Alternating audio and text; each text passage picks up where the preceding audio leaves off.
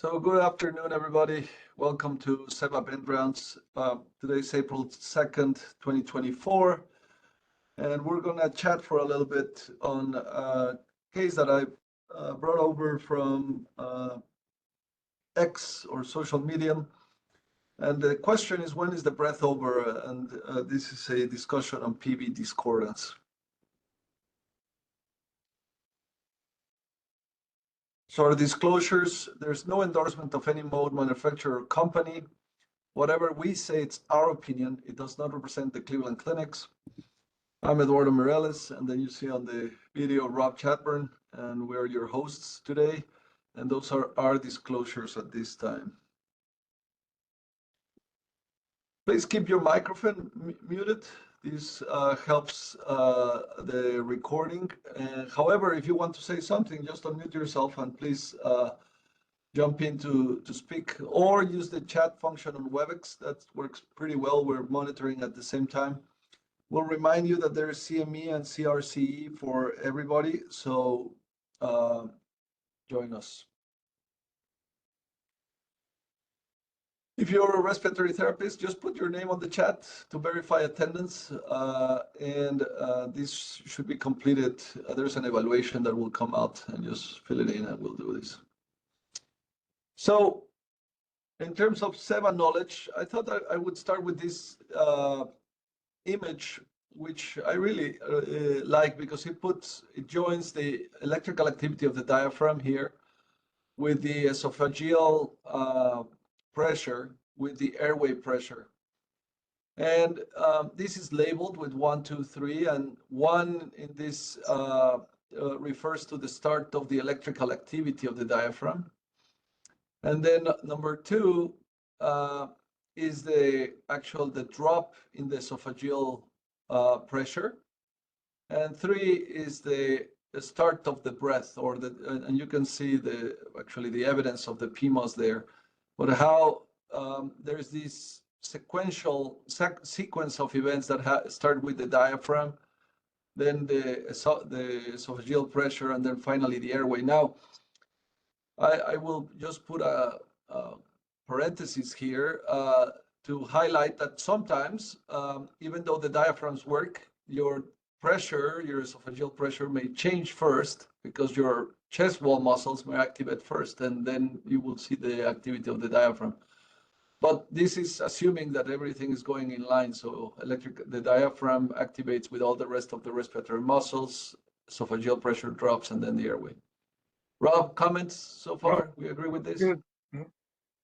Okay. And then what you see here is actually the peak of the electrical activity of the diaphragm, and after that occurs, it starts going down, and this signals the end, essentially, of inspiration, the beginning of the relaxation of the muscles. So in this case, you can see that this area here is where it reaches the peak, and then it starts decaying.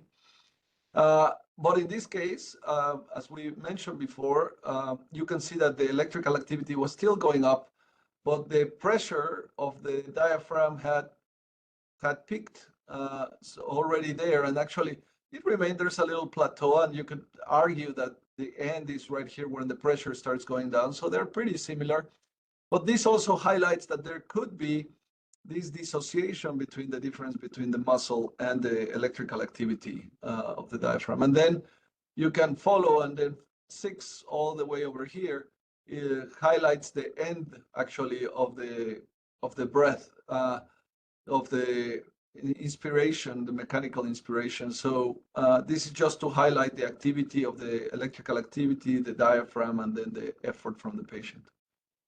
Rob, any comments there? Just on the second figure, that dotted red line we often refer to as PMOS, muscle pressure inspiratory effort. Yes. We show it going negative, but mathematically, PMOS is always positive during inspiration, and that gives you positive flow. So positive flow by convention means inspiration. We do it this way, showing it so it looks sort of like esophageal pressure, but we do it so it doesn't conflict with the other waveforms. It's easier to see. Thank you, Rob. So in this one, you see the example of late, and in this case, it's a pressure control breath with a mandatory breath, and you can see that it's triggered by the patient, and it continues to go, and then it's cycled by the machine. And so there is this pause in between in which the effort finished. So this gray line that I'm putting a 1 on is the end of the patient effort. And this one that I put a 2 is actually the mechanical breath. And so this is why this is called a late. The machine ended later than the patient. And on an early one, what you see here is that the patient's effort continued and actually amputated, right? The peak expiratory flow. So this is the breath ended. Now this one that is called 3, that's the machine breath has finished, and over here 4 is actually where the patient would have finished their breath. So just putting it out there so that you see these definitions of late and early. And so let's take a look at the next case. Question, Rob, any comments? No, it's good. All righty. So this case was put on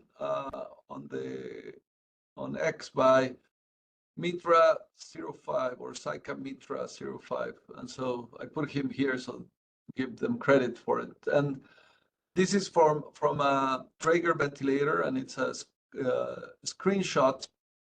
And for those of you that are looking for the mode, I mean, this is what appeared. I didn't crop anything, but you can actually see what's set up on the ventilator down here in this little box in tiny letters.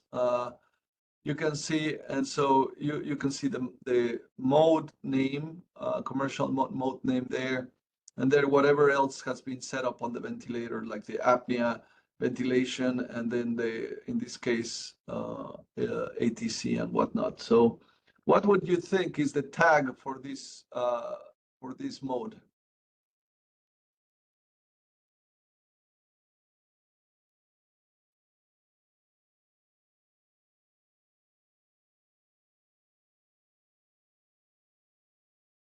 This is the pause looking for chat input that's starting to come in.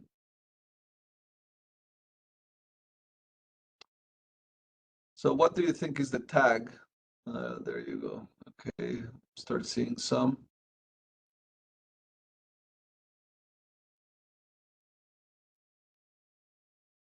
All righty. So it's definitely pressure control. So that's a good start. So pressure control, meaning if we look at the flow waveform, actually it's at this scale, it looks pretty homogeneous, but you see this one is smaller than the other one in the next breath, and the tidal volume, those vary in between.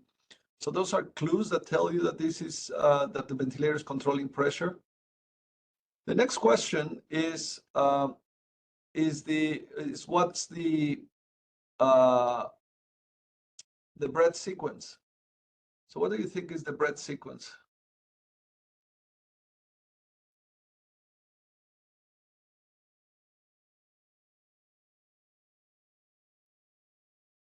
Yeah, so this looks, at least on this breath sequence, as all spontaneous breaths. And you have a couple of markers here. So these little lungs that they put here with a little diaphragm underneath, it's telling you that in this ventilator, that tells you that it's the patient that it's triggering the breath. So every breath that I see here has been patient triggered. And then the question is this patient cycled? And all the settings are here.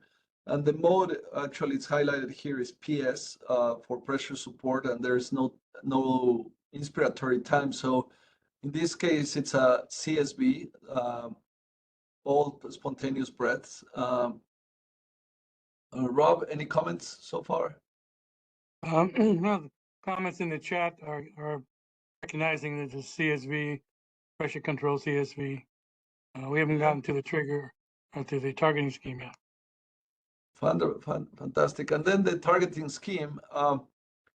So a couple of you have highlighted a couple of issues here. So there's 2 clues for something else going on here. The first one is, it says that it's pressure support, and we know that we set here the amount of pressure support that we give these patients. So it's a set point. That's a straight item. But then there is also this little line that you see, this double line on top of it. And when you see that double line there, it should, in most or in many ventilators, that means that there's something else active. And if you come down here, you're going to see that it says tube, and the ATC and the size of the ET tube. So this patient had an ET tube programmed. Perhaps the patient did or did not have that, but it's a 6.5. And that's a marker that ATC is active. And so as many of you highlighted, then that would make these two targeting schemes present here. One is the set point for what we're setting on the pressure support, but the other one is the presence of the adaptive tube compensation, the servo targeting. Rob? Yeah, somebody got it right. Vent Busters got it right. Yeah, good job. And so that obviously activating the R will modify what the ventilator will do. So that's an important thing to recognize, that activating this R is there for something.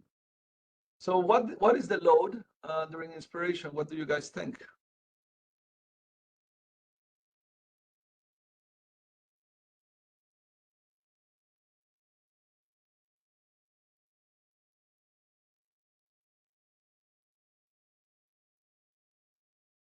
Yeah, there's a lot of PMOS. Good job.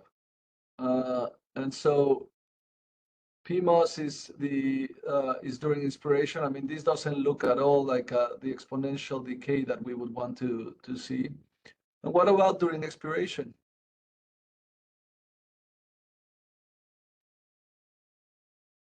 Excellent. Yeah, a lot of PMOS. And again, this doesn't look at all like a exponential decay that we put there. So good job, team.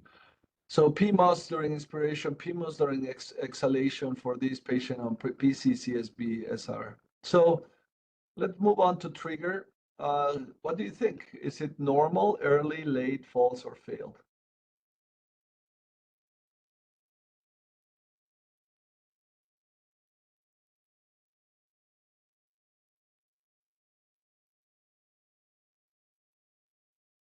So a good amount of normals appearing, and yes,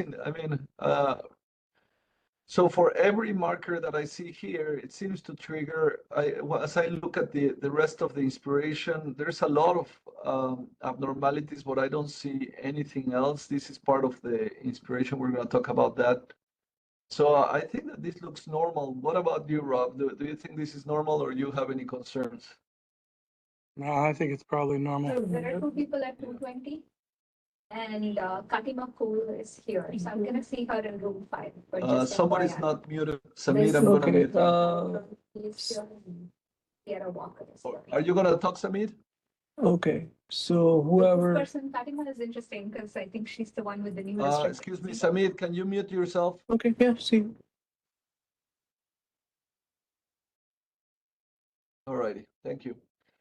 The next one is inspiration. So do we think that there's assistance occurring, over assistance or under assistance?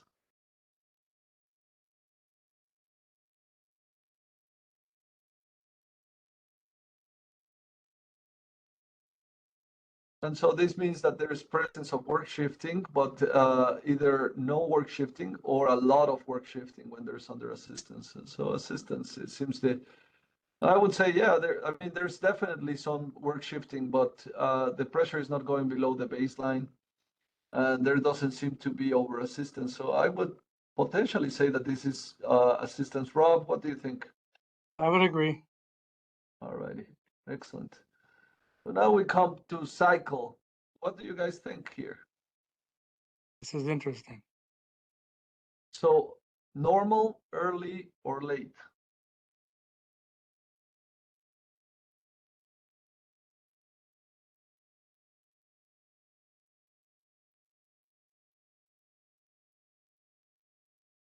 Yeah, so a lot of people are coming through and saying this looks like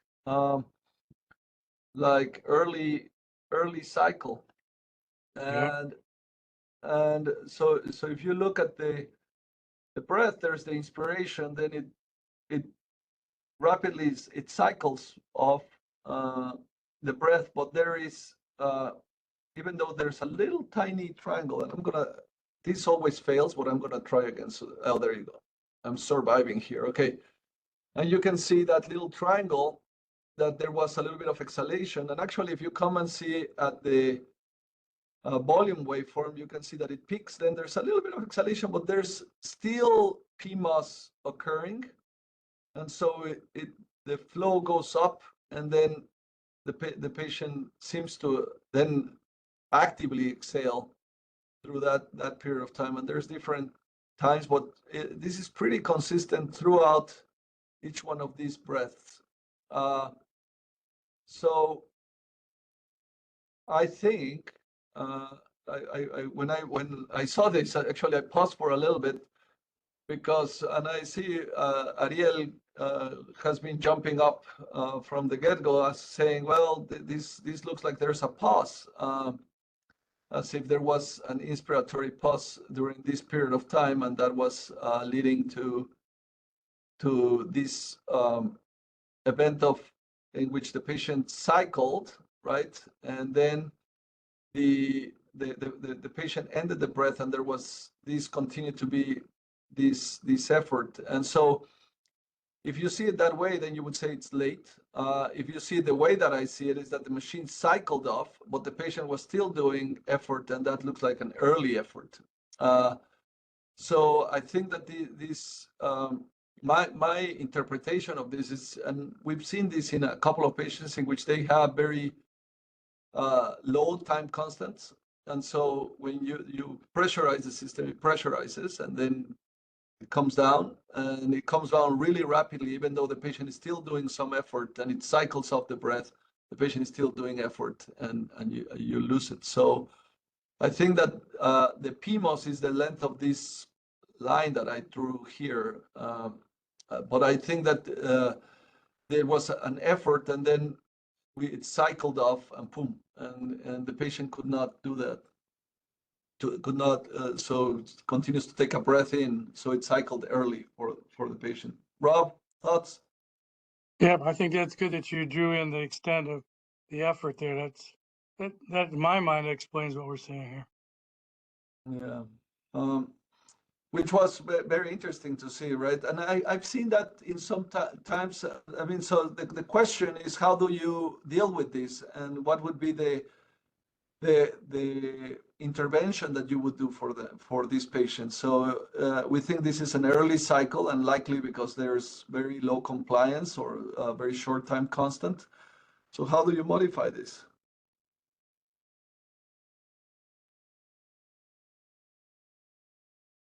How would you guys do it? Remember, this is a pressure support, so you cannot set an I time.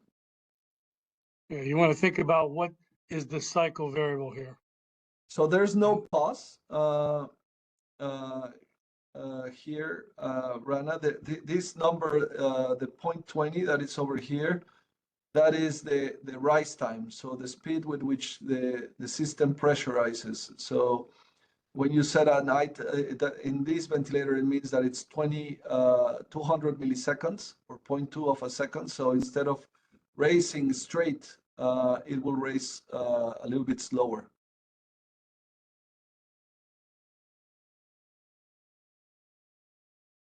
So if you decrease the slope variable and you make a 0 there, the only thing that would happen is that this would pressurize faster, right? And it may actually even cycle even faster. And so you may have even earlier cycle. So remember, what you're trying to change here is the cycle variable, right? So not the trigger, but the pressurization. So what you normally, if I'm just going to draw it in a nice way. So if this was a partially passive patient, yeah, there you go, Samin. If it triggers and you set the the cycle sensitivity at 30%, it's 30% of the peak. So you could try to make it as long as you want and go to 0% so that the breath becomes as long and it cycles later, although I don't think that that's going to completely solve it. I don't know what's the cycle flow threshold right now. I don't have that value saying because this is an image from social media. So I could not tell you, but that would be my first move. It would be, yeah, well, let's try to prolong the length of the breath by doing that, by decreasing the cycle threshold percent. As And mentioned in the chat, actually Yeah. changing the pressure rise time can increase the average inspiratory time as well. So if you lengthen the time that it takes to reach the peak inspiratory pressure, which is basically decreasing the slope, there's different words for it, but that could also be a secondary measure to try to match the patient's neural inspiratory time, right? You could. I see what you're saying. So that you would decrease the slope so that the flow would be a little bit slower and try to do that, right? Yeah, on a simulator, I've done this experiment. And if you just have a very small trigger effort, if you lengthen the pressure rise time, you actually increase the inspiratory time and you increase the tidal volume. If you repeat that. Let's say that you have only a minor trigger effort. Yeah. So you're not doing a lot of PMUS Yeah. tidal volume going on. Then once the ventilator triggers, it takes a certain number of milliseconds to reach the peak, the target inspiratory pressure, right? Right here. And if you decrease, if you increase the pressure rise time, so I don't know if that means, I don't know if that actually means slopes. That would be actually decreasing the slope on a graph. Right. But if it takes longer to reach the inspiratory target, then you lengthen the inspiratory time. Then you in this case, you would be matching the ventilator characteristics more to the patient's longer neural inspiratory time, right? Well, it all depends. If you said a small effort, right? So I mean, the way that I think of it is if you pressurize the system, right? And that achieves the peak, and then you're gonna go, and then it's gonna cycle off, right? Yep. Versus if I do this like that, then this is gonna be smaller, and I may take smaller tidal volume for that if I change the slope time. So I always thought the opposite, Rob. I thought that if the shorter the rise time, the higher the mean airway pressure and the higher the tidal volume that the patient would get. Is that incorrect or? Yeah, that does seem to be incorrect. Well, I guess it depends on a lot of factors, but I've definitely seen it, and you can see it on the SEVA simulator. If you just increase the pressure rise time, then the pressure exists longer. So longer pressure, you have a higher mean inspiratory pressure. Yeah, that's incorrect, Rob.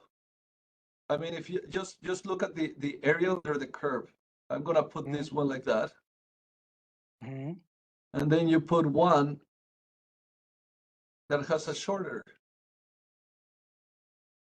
Which one has a meaner airway pressure?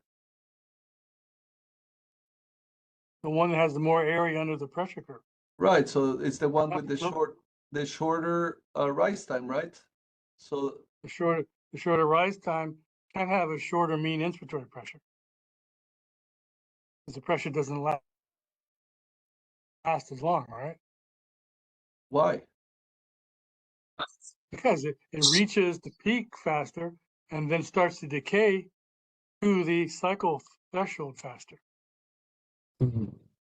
Right? Can I say something? Yeah, of course. Rise time is very confusing. Can we call it pressurization rate? Maybe people get a faster idea that is the time to get the set pressure level, faster or slower. I mean, in my opinion. Yeah. So maybe I think that this is what you I think I see what we're talking about, that it's different, Rob. That behavior may be different on pressure support than on what we call pressure control. Yes, component. yes, exactly right. Yeah, Yes, don't get them mixed up. Yep. right. So it's different behaviors according to what you're talking about. If you have a set eye time, Right. then it would be a higher mean wave pressure if you set the faster you set the pressurization rate using a real statement. And if you, in pressure support, you may have a larger one because you may not inflate completely the lung as fast as you would otherwise. Yeah, think about it this way. You know, the time, I mean, the point at which the ventilator cycles off is based on flow, right? Mm-hmm. And that's based on the peak flow. So if the pressure rise time is longer, then that Yep. moves the peak forward, right? So Yeah, like this if one. it takes 20 milliseconds after the peak, then the longer it takes to reach the peak, the longer inspiratory time is going to be in pressure support, not in a mandatory breath where you have time cycling. So Okay. what you just said is very interesting. It's confusing because they're opposite effects. A They're mandatory opposite. breath versus a spontaneous breath. I love that. All right. So that's for, again, pressure support and pressure control, and depending, the behaviors may be different under those circumstances. Perfect. And then the third option that I saw there was to increase the pressure support. So to essentially provide more assistance. That's what I'm hearing here. And as you provide more assistance, what would be the effect of doing that? So you would have a higher amount of volume, more pressure given, and perhaps, I guess that could lead to a longer inspiratory time with more pressure support. Yeah.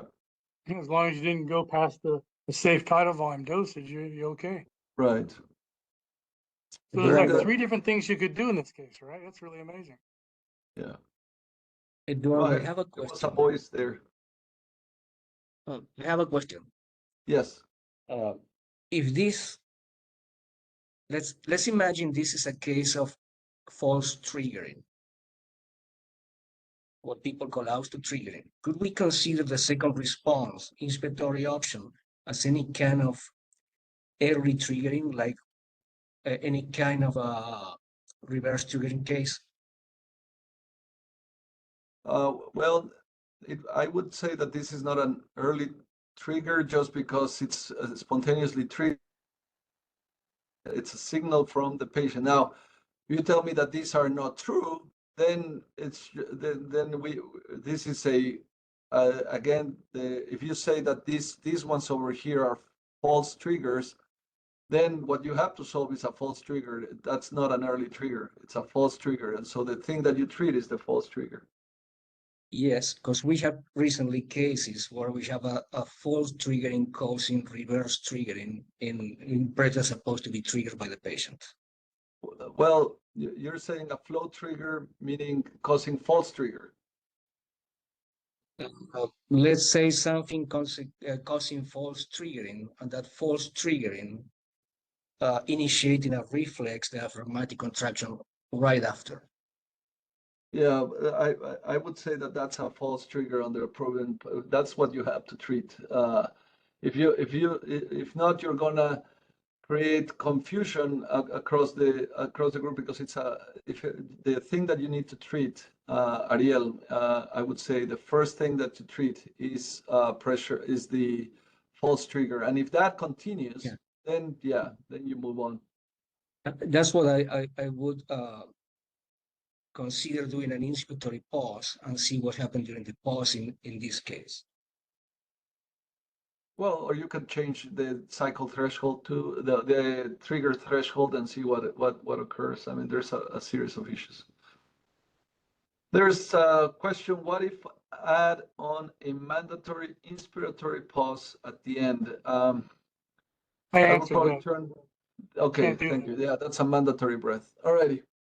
And then during expiration, there's expiratory work. We see that, and we had talked about that. So really good discussion on this case submitted by Mitra Saika of this mode, pressure control CSV servo with adaptive tube compensation, in which there is early cycle. And we had a very good discussion on how to treat it. We talked about cycle threshold. We talked about increasing the slope as a way to try to match and decrease the peak flow so that the cycle threshold would be reached later, which was a really good discussion, so appreciate that. And then also potentially increasing the pressure support as an alternative. Again, as usual, here are our CMEs for CCF caregivers and CRCs for RTs. Please scan and let us know. And then I will continue to encourage you either in Twitter or email, both either Rob and myself. There's resources that we have on our website. We have the VentMode app. Please do jump in and use it as much as you can. Let us know what is missing, what else to put in there. And all these episodes are recorded for you, for your enjoyment in the future. Again, thank you very much for joining us and have a great day. Thank you, Roberto. And thank you, everybody. Bye-bye.